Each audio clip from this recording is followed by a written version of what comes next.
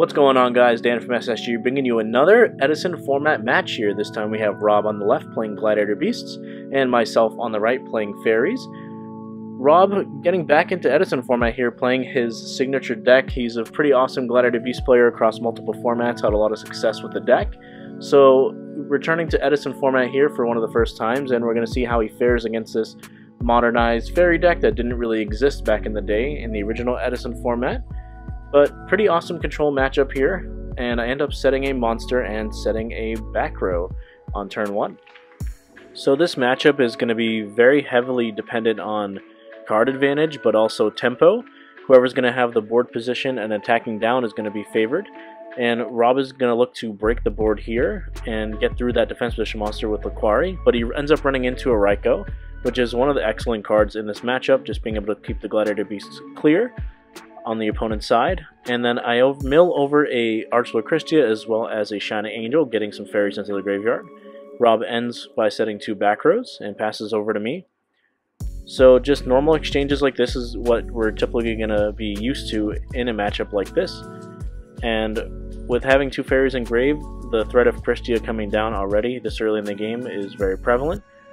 And the follow-up play for me now is Nova Summoner, so one of these floaty monsters that kind of can just apply a little bit of pressure, and Robert just takes the damage. Takes 1400 going down to 66, and I pass my turn over to him. These recruiters are going to give the Gladiator Beast deck a lot of things to attack into, but it looks like he's actually going to smash and ground this one to deny me the search ability of Nova Summoner. And then he ends up setting another back row and passing the turn. So both decks just trying to develop their game plans and get onto the board. But looks like I'm going to be able to set another monster here, not really committing too much into those 3 back rows.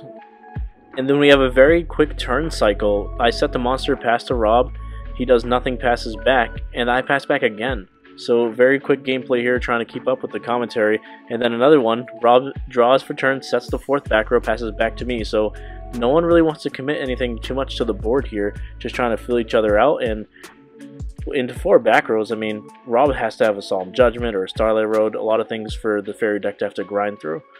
And then I end up setting another back row here, and I still feel reluctant to run into those back rows. It's just there's no reason to, so I pass over to Rob, and we are moving at lightning speed in this control matchup with not too much going on.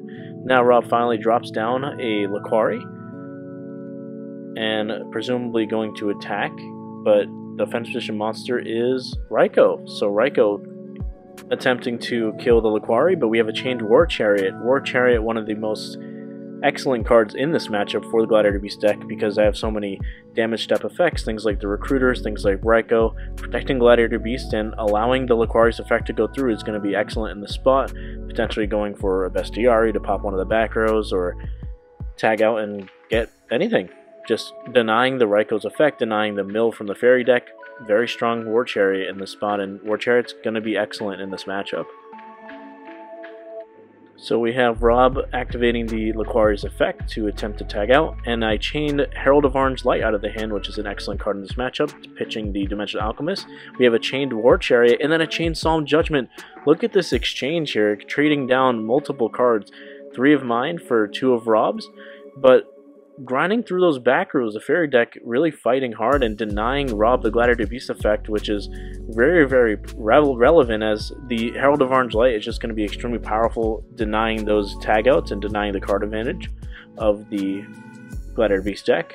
Rob thinking about setting another back row before passing here. But we were just waiting for a big exchange like that, because Rob had the multiple back rows, I had the Herald in hand with 2 back rows. A lot to think about before actually fighting over something, and we both agreed that the Laquari effect was worth fighting over. Rob sets a new back row, and I immediately MST it in the end phase. And then here comes Christia, so the Herald actually put exactly 4 fairies into the graveyard. So main phase drop Christia, and the effect, let's see if it goes off here. So yeah, we have the Christia, the Shining Angel in the graveyard, as well as the Herald and Dimensional Alchemist. We have Bottomless chained to the Christia's effect, so it will be removed. which most likely means I'm going to grab the Dimensional Alchemist. I think we're just thinking about exactly what to grab. But Rob doesn't mind taking the 2-for-1, you know, like, although he's getting 2-for-1, bottomlessing the Christia and Christia adding a card back. He doesn't mind, he just wants the Christia to be off the board, allow his Glads to attack and start tagging out. And Christia is, of course, a very strong card in this matchup, being a huge monster that Rob has to deal with, which is problematic for Gladiators alone, but also just denying special summons extremely strong against Gladiator Beasts. And it does look like I do grab the Dimensional Alchemist out of the graveyard here. And then the normal summon of Alchemist, of course. Don't want to commit too much to the board, just gonna summon the Alchemist and threaten to grab back the Christia when the Alchemist is destroyed. And the Alchemist effects ends up banishing a Brain Control, so not the greatest hit, but going to allow me to declare an attack for 18. Dimensional Alchemist, pretty solid card in this matchup. Can't be, if it's run over, it replaces itself. If it's popped by Murmillo, it replaces itself. And it's going to attack for 18, bringing down Rob to 48. And then I set a back row. And Rob draws for turn here. Rob being at 48, I'm at 4,000. So a lot of lights to work with here as Rob flips up Call of the Haunted in his main phase. Looking to make a Geyserus, most likely. And I have a chained Call of the Haunted, Reborning Christia, so excellent response here. Just completely fizzling out Rob's Call of the Haunted by summoning Christia at instant speed very quick in response, and now this board position is looking insanely strong from my side here with the Fairy deck. So Call the Haunted just completely nullified. Rob just takes a straight up -1 here, and now he's going to have to face down a Christia and a Dimensional Alchemist. So let's see what Rob's going to do here. Looks like I have 2 cards left in my hand. Rob has a couple of cards to work with. He sets a defense position monster as well as a back row, and then passes his turn. So now I'm going to be looking to apply the pressure here since I'm ahead on board. And we're going to activate Dimensional Alchemist's ability and banish Raiko. So just filling up that banish pile with some more options I can grab here. And Archlord Christia declares an attack. Rob could potentially have something like a Deprison to answer the Christia as a clean 1-for-1 answer. But it looks like he has a copy of Book of Moon, which is going to be a fairly good response here. Just booking the Christia down and not being able to flip it back up because it declared an attack will give Rob a 1-turn window to answer it. And then the Dimensional Alchemist declares an attack over Rob's set Bestiary. So Bestiary in the graveyard, I pass the turn, and Rob goes draw for turn Proving Ground. So excellent draw for Rob here. He's going to have access to a Gladiator Beast that can potentially attack over the Dimensional Alchemist and Bestiary in grave, so we might see a Geyserus coming down. And like I said, that Book of Moon just gave Rob the 1-turn window he needed to answer the Christia potentially here. Rob's looking in his deck, searching for whichever one he thinks is best to search out, and he's going to go for Equest. As I turn my Call of the Haunted over, it's currently floating, going to stay in play. Effectively turning off Gores if the call stays in play. But we have Gladiator Beast Quest attacking over the Alchemist.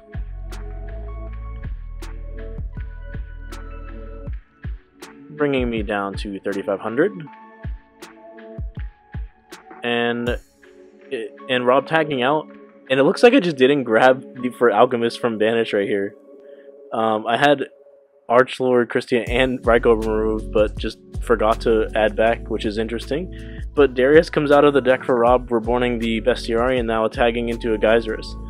So, big exchange here. I would have liked to have myself add from Banished, but sometimes these mental errors do happen, especially in playtest games. But Geyserus is going to come down, pop the Archlord Christia, and his own Call of the Haunted. leaving my Dead Call the Haunted in play.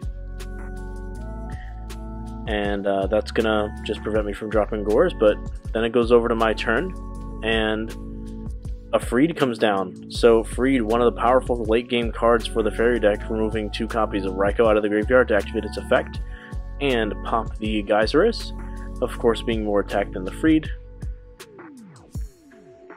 And we're straight up in top deck mode right now. Both players very, very low on cards. And we're going to see who comes out on top. Freed is going to declare an attack here for 17. Not the fastest clock with Rob at 4,800, but going to get the job done if Rob doesn't have an answer eventually. I set a back row and pass over to him.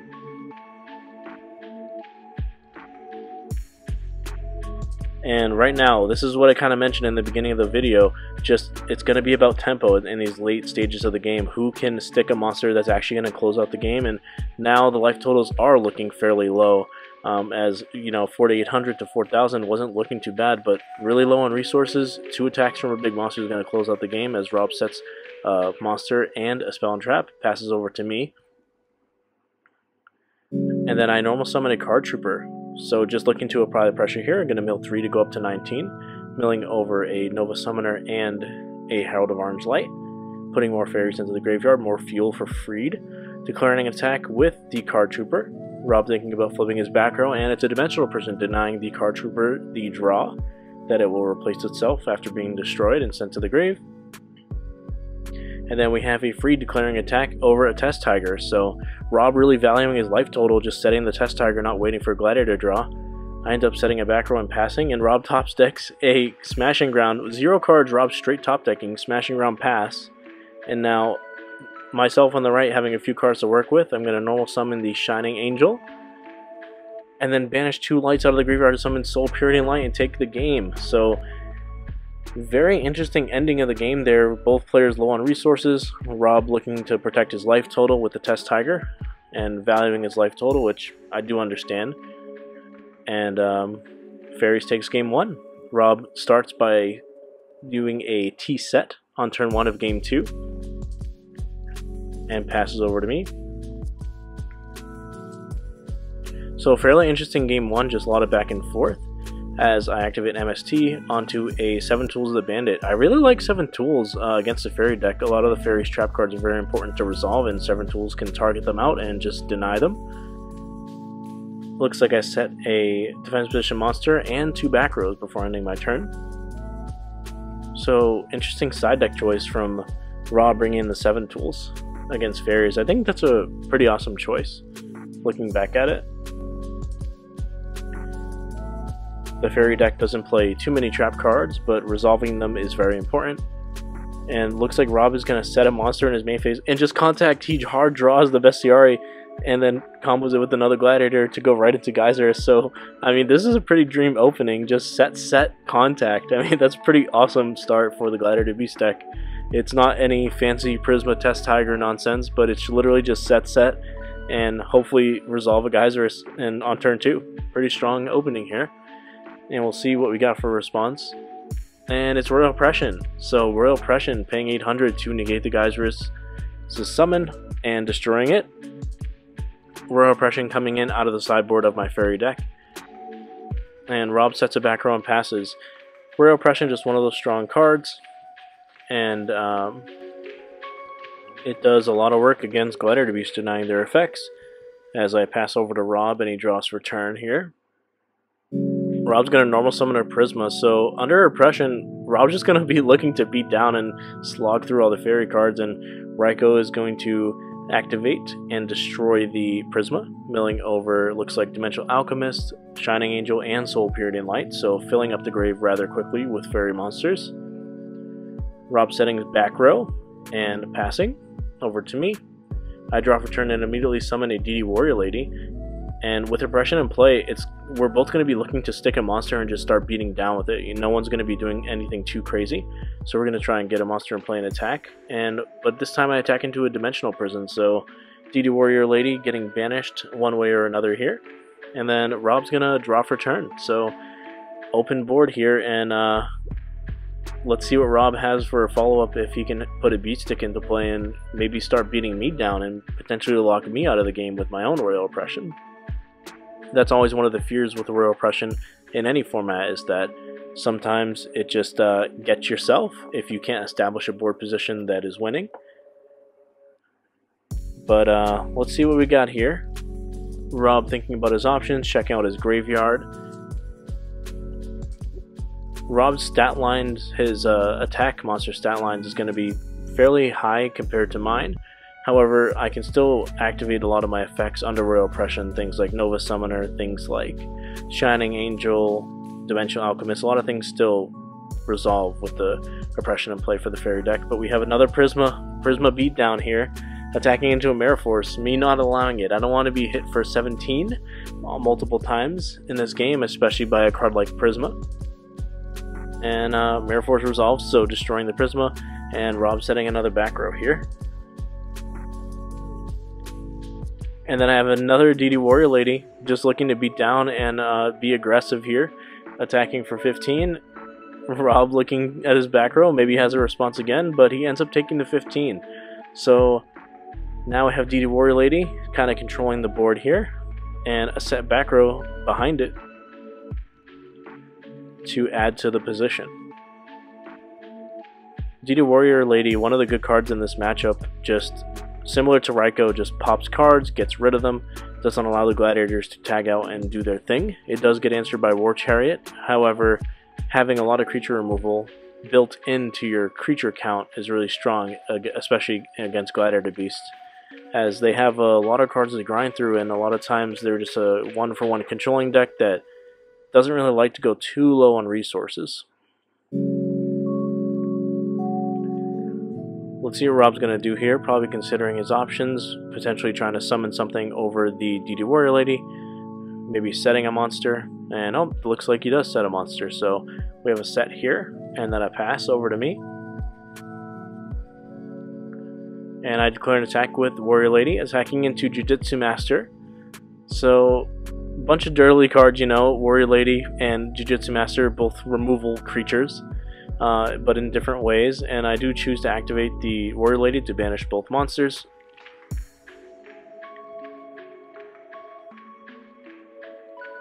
Fairly interesting exchange there. Jujutsu Master, pretty good card against Fairies as well. A lot of floaters that will just straight run into it. As Rob starts his turn here and immediately picks up his graveyard, looking through what he's got in there. And then we have a normal summon of Darius, so looks like Rob's on the beatdown now, unless Torrential Tribute can help it. Torrential Tribute attempting to destroy the Darius on summon, and it sure does. So a lot of removal traps being exchanged here for monsters, and just a lot of exchanges in general. We had Torrential, Mirror Force, Deep Prisons. We had Warrior Lady against a Jujutsu Master. That's a weird one, but now we're just passing and passing. I pass over to Rob. Rob draws return, and he summons another Darius attacking for 17, and this one goes through, and there's no more back row on my side, so this is going to be the green light for Rob to start beating down. And with two back rows and the Darius, he has complete control of this game, and Royal Oppression preventing any sort of like Christia draw or Soul Impurity and Light to come down with a fast response here to the Darius. I end up setting a back row and passing over to Rob, who isn't going to hesitate to attack again. He's just beating down, and now he knows that the new set isn't going to do anything against the Darius, potentially, as he sets another back row, and it's going to be hard for the Fairy deck to climb out of a position like this. And Rob, the new back row, is actually Trap Dust Shoot, so we're going to get a look at what I'm working with here. And I have a Call the Haunted. Oh no, this is... Wow, yeah, I remember this now. This is insane. So all the special summon cards probably in my deck at the time. 2 copies of Christia, a copy of Soul of Purity and Light, Cyber Dragon, and Call of the Haunted. All while controlling a Royal Oppression, so fairly interesting there. A lot of cards that work with Royal Oppression, but some that don't in the Fairies deck, and maybe I should have sided some of those out. But Rob has a fairly interesting choice here, and by that I mean not that interesting of a choice, because most of the cards don't really do anything. but he's still going to think it out and see exactly what is the best call here. Maybe if repression goes away, he has to think about exactly what he should take, and they're all decent choices, I think. I think you don't want to take Christia because it's kind of like the redundant copy will still exist in the hand, and chooses the Soul of Purity and Light, which I think is a strong choice. It's just a very summonable card that helps control the graveyard for Christia, so good choice. And Soul of Purity Light is just excellent in the matchup as well, just being a big body that comes down fast and applies pressure against the smaller Gladiator beasts. But I end up passing over to Rob, and let's see what he's going to do here. Most likely just going to continue to attack with Darius and put me on a clock. He activates Gladiator's Proving Ground, so he's going to be able to find himself another monster here, and he goes for the Beat Stick in Laquari, which makes a lot of sense. Most likely going to summon it and just present a lethal attack, as both the monsters together is 3,500, and he declares attack with Darius, and we're doing the math in our heads, and I believe we realize it's game. Yeah, another special summoning card in return for different dimension as I flip it over in frustration on the right side. Really interesting game there. Royal Oppression just kind of destroying myself, and Rob eventually establishing a board that can just run away with the game. And you know, it could have gone either way with the Royal Oppression in play. Both players just exchanging cards one for one, and those cards lined up a certain way, and Rob ends up with the creature that ends up winning the game. So in game 3 here, we have Thunder King drawing on turn 1, so pretty awesome. Denying Rob of searching with Gladiator's Proving Ground, but it looks like he's going to Smashing Ground immediately. So Smashing Ground coming down immediately, dealing with Thunder King very quickly. And now Rob just is facing down a single back row as he normal summons a Laquari into it and attacks into a Mirror Force. Mirror Force just kind of makes sense to flip it in that spot. If I let the attack go through, he gets Bestiari and destroys the Mirror Force for free. So get rid of that Laquari, and Rob sets 2 back row and passes over to me, and I set 1 back row and pass over to Rob. A lot of passing in this matchup, especially in the early turns of the game. No one wanting to commit too much to the board or do anything crazy with all the back rows that both of these decks play. So we're going to see what Rob is going to do here to establish a board as he activates Gladiator's Proving Ground and grabbing Laquari. Laquari, of course, being the biggest Gladiator beast you can search out, 1800, looking to just beat down here, potentially go into a Bestiari to pop the back row as he normal summons Laquari and declares an attack for 18. So the attack does go through here, hitting me down to 6,200. And Rob thinking about tagging out here, potentially being wary of Bottomless Trap Hole. It's always an interesting choice when you have only one Bestiari and there's multiple Bottomless Trap Holes in the format. But he does end up tagging out the Laquari. And let's see if he's going to go for Bestiari or potentially Hoplomys, something like that. I could see Hoplomys being a huge wall against the Fairies deck, kind of walling out everything except for Christia. But he's considering his options here. He could also go for Quest to add back the first Laquari, just get a +1 that way. But this is the strength of the Gladiator Beast deck, just having so many options at your disposal. They all tag into each other, so a lot of options. But we do have Bestiari targeting the back row, and it is Bottomless Trap Hole, so Rob was right to be wary about the threat of Bottomless Trap Hole, removing that Bestiari and potentially cutting him off access to Geysers for the rest of the game. And it looks like it is going to resolve, so Bestiari is now gone and banished. And I don't think Rob plays any way of getting it back, as he passes the turn over to me and I draw for turn. It looks like I haven't done too much in this game though, just 2 back rows and a Thunder King in the graveyard, so I don't have too much going on my side, as Rob's kind of been dictating the pace of play.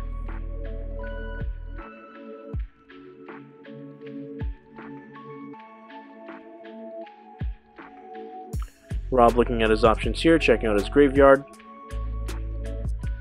Me ensuring that the bestiary is banished. A little little touch of the card over there on the right, on the top of the screen. And then Rob is gonna drop a Prisma. So Rob activating its effect. I think he could just send Laquari now to the graveyard. Yep, he sends the Laquari and potentially looking to just beat down with the Prisma. And now we have a special summon of Test Tiger. So interesting here. Rob potentially looking to tag out. And he does tribute off the Test Tiger to send the Prisma back to the deck. As it is named Gladiator Beast Laquari, it can go back now. And let's look like let's see what he's gonna summon here.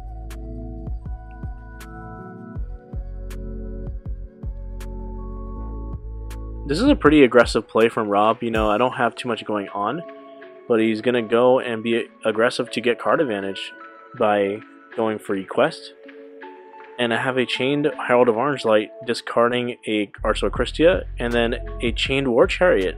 So Rob getting a 2-for-1 right there. He gets the Herald and Christia out of the hand for the exchange of War Chariot, and then going to get another 2-for-1 with the Quest adding back a Laquari. So a lot of card advantage going Rob's way, and this is kind of what Glads wants. Wants your opponent's board empty, wants to be gaining cards. And I mean, he's kind of doing it all right now, and a Quest looking to potentially beat down.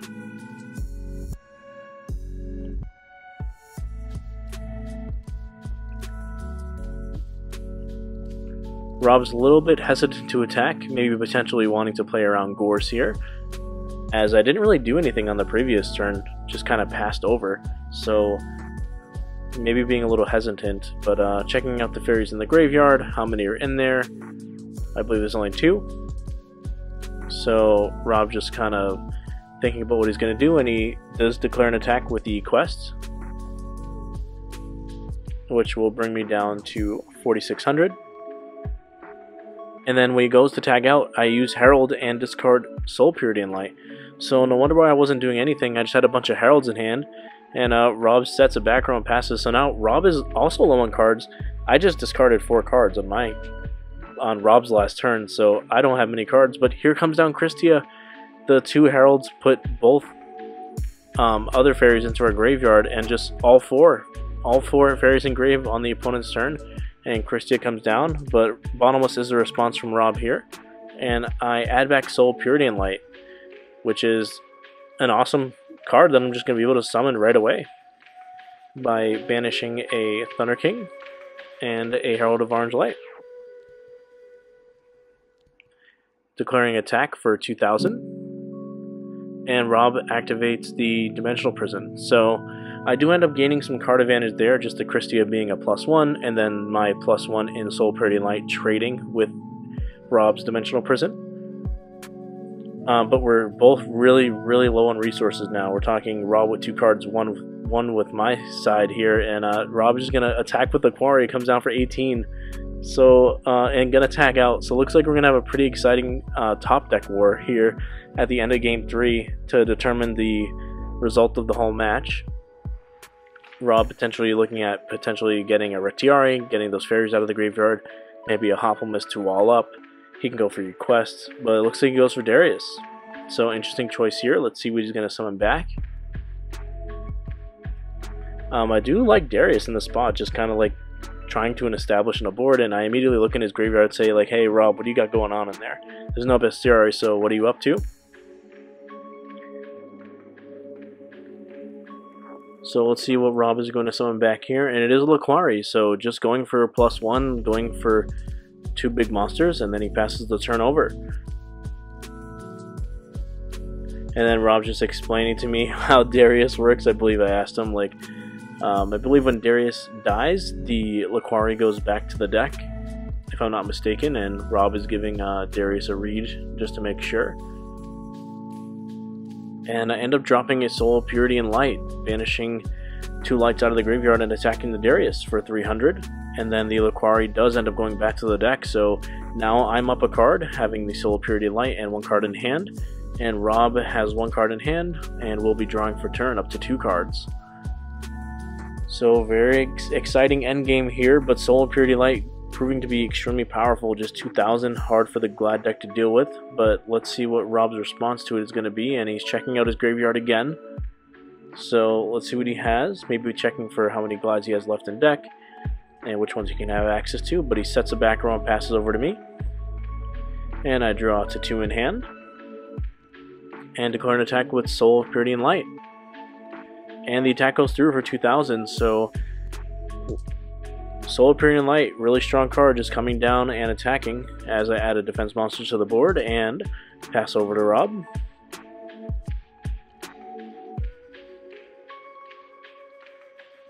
The defense monster is most likely going to be really hard for Rob to deal with. Just having a big threat and potentially a Nova Summoner or a Raikou face down, it's going to be a lot to deal with Rob being so low on cards.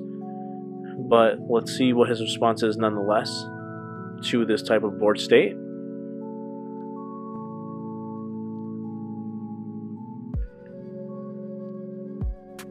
Both players have done quite a lot in this game, just a lot of back and forth and a lot of things going on getting us to this end game. And Rob is going to normal summon a Darius here and then special summon a Test Tiger. This is an awesome sequence here from Rob. I mean, the late game Test Tiger, just excellent draw. Potentially that was the card in hand that he was waiting to match a Gladiator Beast with. And he goes for Murmillo, so gonna pop the Soul Purity and Light, getting that off of the board, and then potentially trading with a Raikou or just attempting to attack into a Recruiter. Or he might not even attack. Let's see what his decision is here. He chooses to attack, so potentially looking to trade with a Raikou is my assumption that he's going to the current attack. If he runs into Nova Summoner, he can then pop tag out. But we actually have Raikou and then War Chariot. So Rob having the answer. Both players now at 1 card, and Rob with the ability to tag the Murmillo out. So Rob is gonna go and get a big Gladiator most likely here.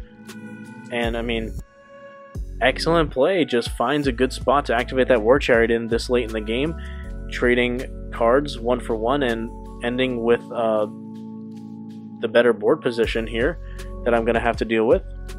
And yeah, he goes for the 2100 Laquari, so Laquari very strong here. Soul and Purity and Light won't be an answer. It's going to have to be something like a Warrior Lady or a Raikou to deal with that Laquari. And 2100 is pretty big, hard to deal with out of the Fairy deck.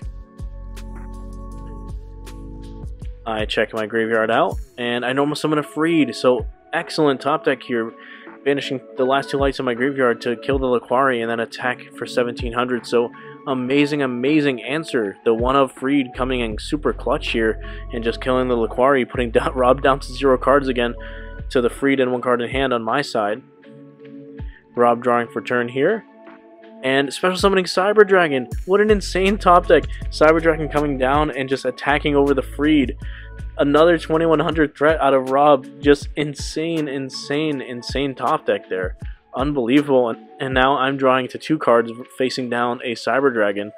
And at 2400, only 2 attacks from the Cyber Dragon is going to be lethal. And I set a monster and pass over to Rob. And he draws for turn.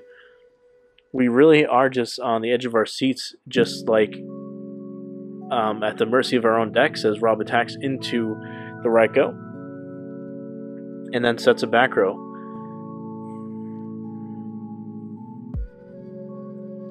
So let's see what the next big swing is going to be. We have a normal summon of DD Warrior Lady and a declaring attack into Deep Prison, so another 1 for 1 trade.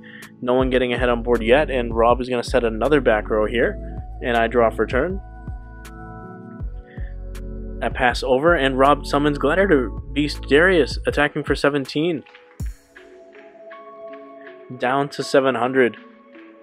Darius now is lethal on the following turn, and both players now have our Graves fanned out, just looking to see what has happened this game, what's going on, what are the outs, what's left in deck, things like that. I'm checking the banish pile out. Very interesting spot here is like the game is about to be over, but Rob is activating the Darius and going to tag into What's he going to tag into? A Laquari. So again, just going for the 2100 threat because he knows that the Fairy deck is going to have a hard time dealing with it. Really strong play. And what's the Fairy deck going to be able to do to respond here? I imagine it's going to be fairly difficult, as I kind of forget how this game ends, since it was recorded quite a while ago. But a very exciting ending here. I knew it was a top deck war, but this is pretty awesome. Just top deck, just back and forth, back and forth. As I set a defense position monster as well as a back row. And Rob still has the advantage, just up one card and the 2100 stick in Laquari in play as he declares an attack and kills an Honest. So I was forced to set the Honest just to live, which tells Rob quite a bit about my back row. It's not like a Deep Prison or a Mirror Force, of course. And I pass over, or Rob passes over to me, and I draw for turn and set another monster.